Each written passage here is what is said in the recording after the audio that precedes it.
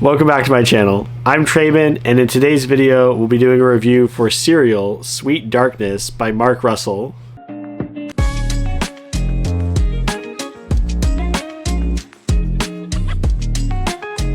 Guys. How do I even start with this? The premise of this book is that we've taken all the mid-90s or 80s cereal mascots like Count Chocula, Fruit Brute, Boo Berry, Frankenberry, and we've mashed them together into a gothic horror comic book, like a legitimately good comic.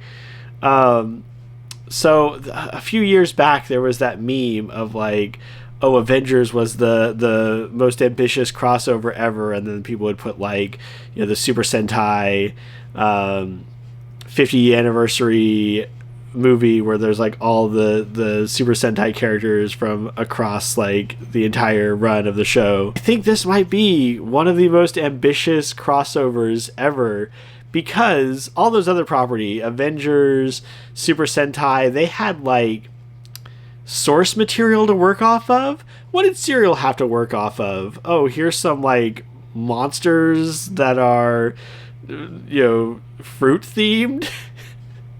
The Fruit Brute's in here, and Lucky from the Lucky Charms, Leprechaun's in here.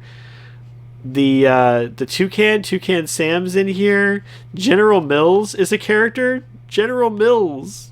Oh my god, it's just so wild. And I don't want to go into a lot of the plot of this.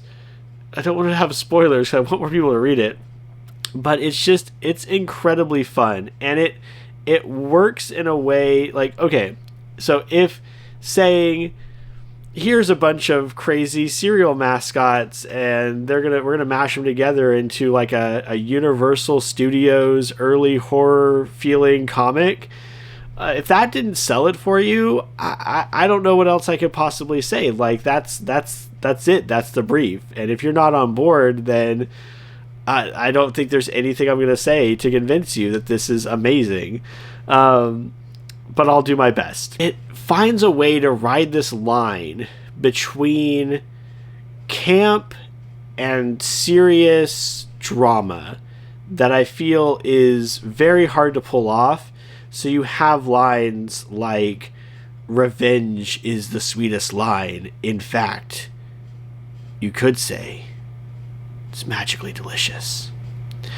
And like, that's what I want, right? Like, that's what I came here for, was like the silly one-liners. The Toucan Sam is like this deranged bird that always speaks in rhyme, and he's talking about like dead bodies under the ground in this like battle, but it's still like a rhyme he says. Oh my god. So there's that part of it. There's like the camp part of it, right, where it's just like silly, ridiculous one-liners, all this insanity. And then there's also like real like human emotion from these monsters. The vampires, Count Chocula and his wife, there's this actual like pathos in him having to turn his wife into a vampire to save her from being exploited. The notion of them living forever, being damaged by the sunlight. But also, they host breakfast parties every day because breakfast is the most important meal, and they've got to set that standard. Also, like, just as the general premise, okay, not going into like the battles and the war that this eventually escalates into, the premise shows Count Chocula, well, the Marquis de Coco, because we've got to be legally distinct, right? So the Marquis de Coco, having his breakfast with all these other important figures, including the Berry brothers, Bo Berry and his brother Frank. I believe it's Frank. Anyway, they're having breakfast, and the Count is talking about how he has to keep up these appearances, that he is fighting the vampires in his land while also being the most notorious vampire, and it's this like duality of, you know, that was his mission in life, and then he became a vampire, and he has all this self-hatred. Again, there's a lot of pathos in this, and a lot of like really well thought out plot lines for something that they could have just had the jokes, right? That's the point I'm making. They could have just had the magically delicious jokes and all that nonsense. All right, here's a Toucan Sam line for you. When speaking a treasonous word, you must beware the bird. Let me give you another one. Even the minor characters in the background are all like other lesser known cereal mascots. So what was the Cocoa, the Cookie Crisps. Cookie Crisp had the robber and the dog or the wolf in it, and like they're in here too. So it's just like any mascots they could cram into this thing, they did. I want to find another line from the bird, because he was one of my favorites. He just like came in and said the most deranged stuff in rhyme. For flavor of fruit, we summon the brute. If breakfast ye have in mind, why not eat the fruitful kind? Those are fairly tame. Where's the battle? Where's all the killing?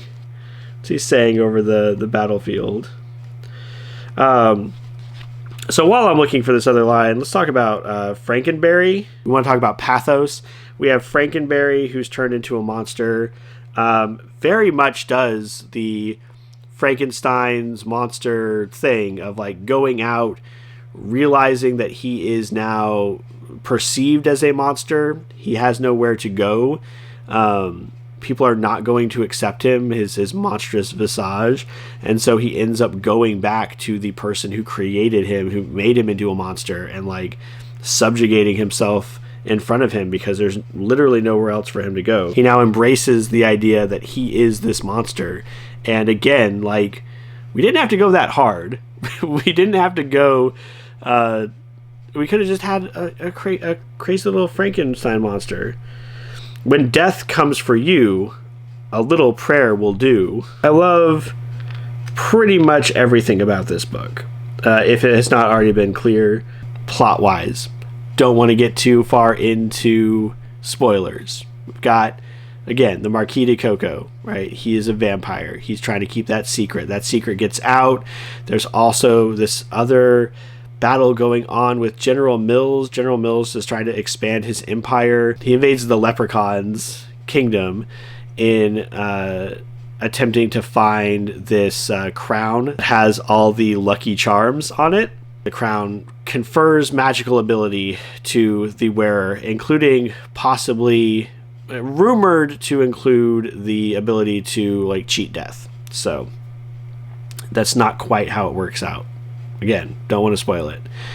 In the meantime, you've got, because of General Mills and his expansionist activities, you've got Frankenberry being created.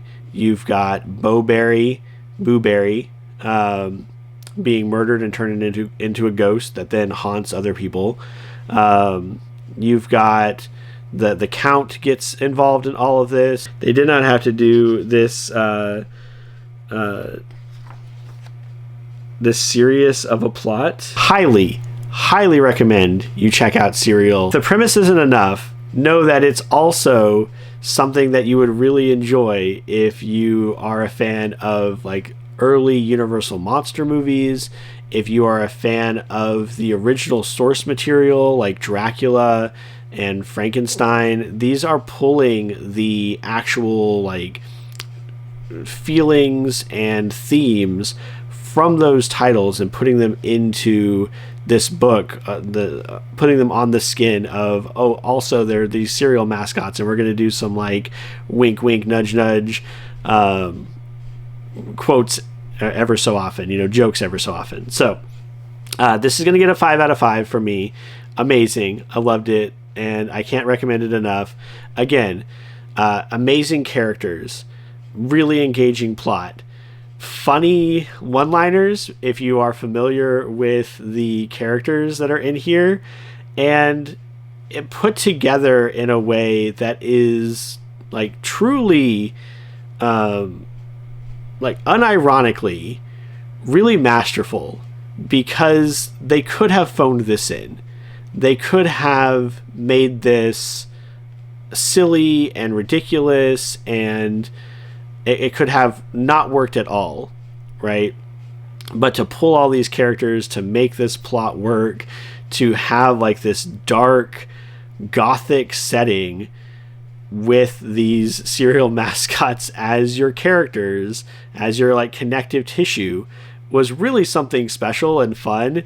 And it rides that line between the humor and the pathos, the true feelings of despair and reflections on mortality and cowardice and just like your place in the world and what you are destined to do. So cannot recommend it enough. Across the board, amazing. Everything about this comic is great, and I think it is criminally underrated. Go check it out. Serial Sweet Darkness. Thank you for joining me on this review of a comic that I feel like is not getting enough love. I hope that your reading journey is going well. I hope you're finding titles that capture your imagination and get you as excited as I am for this book. What do you feel like is the greatest crossover of all time? Let me know down in the comments below. If you're in the mood to look at some more obscure titles that I've looked at in the past, I'll put a couple of my other reviews up here of things that are maybe lesser known and are fun like Serial is. And until the next one, take care.